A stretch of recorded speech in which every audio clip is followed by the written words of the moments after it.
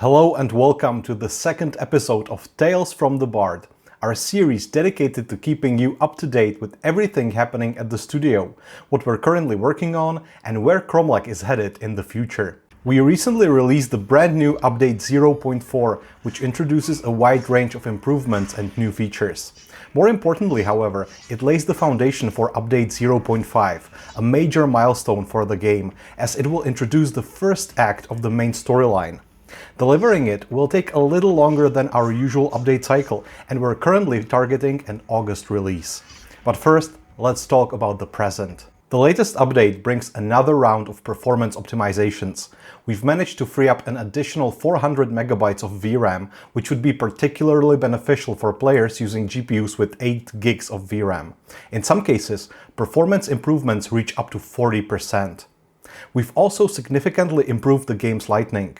Previously, certain interiors and caves suffered from unwanted light leaks that negatively affected their atmosphere. Those issues are now gone, and on top of that, our reworked ray tracing implementation runs faster and delivers better efficiency, particularly in larger environments. One of the most important additions in this update is the overhaul of the user interface, including the introduction of dedicated tutorial screens. We know that Cromlech is a challenging and demanding game, and these tutorials are designed to help players better understand the mechanics and systems that can aid them throughout their journey. You'll find explanations covering all key gameplay features, and the tutorial system will continue to expand alongside future additions to the game. Navigation and overall player convenience have also received attention. We've refined the in-game map to more accurately reflect the world and quest locations. Quests now feature additional markers, and we're currently redesigning several icons to improve readability and make important information easier to spot at a glance. Meanwhile, our design team is putting the finishing touches on the previously mentioned first story act. Alongside refining the game's lore, narrative background and mythology, they're creating new quests, regions and NPCs. The team is also revisiting the core gameplay loop to ensure that players don't have to experience the exact same content during every run.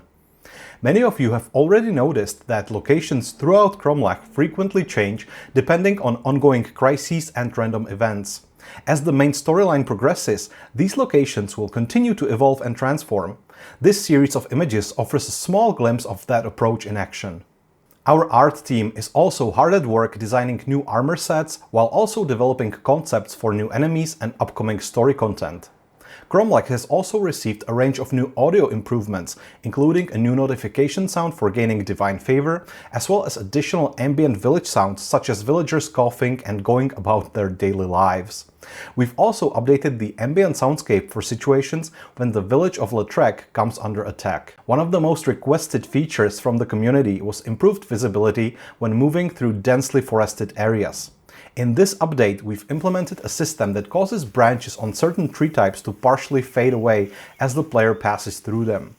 Going forward, this technology will be expanded to cover additional vegetation and shrub types. There's still a tremendous amount of work ahead of us, but your feedback continues to motivate the entire team. It's no secret that our early access launch was more challenging than we would have liked, but we're encouraged to see increasingly positive responses with every update. Your feedback reflects the care, attention and passion we're pouring into this project. We can't wait to share the first chapter of the main story with you, along with everything else we still have in store. See you again soon.